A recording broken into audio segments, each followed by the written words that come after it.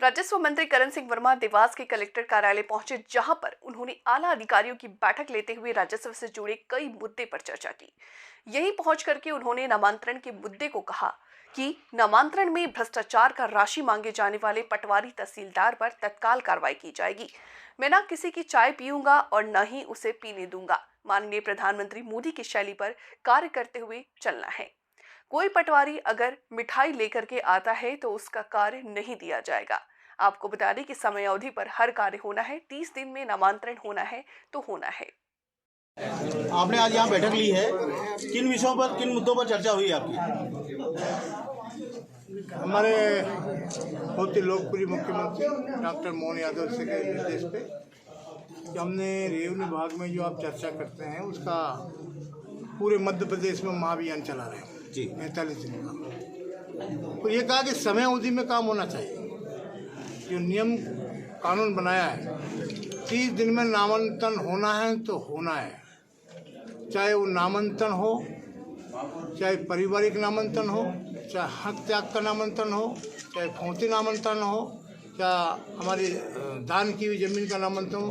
30 दिन के अंदर अगर हमारे बाद में अगर पकड़ लिया तो अपने आप को वो तहसीलदार नहीं समझेगा। तो अभी तो हो नहीं पा रहे हैं, लेकिन इतनी जल्दी नहीं क्यों? अभी देखा ना, मैं 87-88% नामांकन हो गए। कोई भी 2, 4, 5, 10% अगर मान लो 7%, 12% बचे हैं तो तत्कालीन समय अवधि के अंदर यहाँ कलेक्टर ने बहुत अच्छा काम किया। मंत्री जी, ग्वालियर में आपने कहा था कि 1 रुपये का भ्रष्टाचार नहीं होने दूंगा। रजिस्ट्रेशन नामांतरण की प्रोसेस में ही आम जन परेशान रहता है और भ्रष्टाचार की कहीं ना कहीं बहुत दिन से ऐसा चल रहा है।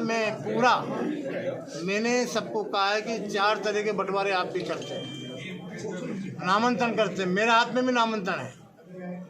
उनको बताया है तहसीलदारों के नामांकन का मतलब होता है क्या? नामांकन करना देवास से बालाघाट, देवास से छिंदवाड़ा, इंदौर से हमारा बालाघाट, ये सब नामांकन हमारा हाथ में। मंत्री जी, पटवारियों को लेकर भी आमजन परेशान रहते हैं। सालों से जमे हुए पटवारी हैं, उनके लिए शिकायतें आती रहती हैं। मैं गाँव का किसान हूँ, मैंने पटवारी के पाला पड़ा हूँ, तहसीलदारों को भी देखा है, सारे अधिकारियों के बीच में। इसीलिए तो मुख्यमंत्री जी ने कहा है कि हम 45 दिन दे रहे हैं आपको। 45 दिन में सब ठीक अपना सोच बदल लो, अपने दिमाग में परिवर्तन कर लो। मैंने भी इनसे कहा है, ना मैं किसी की चाय पीऊंगा ना आपको पीने दूंगा। ये माना जाए कि बिना रिश्वत के नामांकन होगा। जो आएगा कानून दायरे में उसे मैं नौकरी लायक नहीं छोड़ूंगा अगर काम नहीं किया।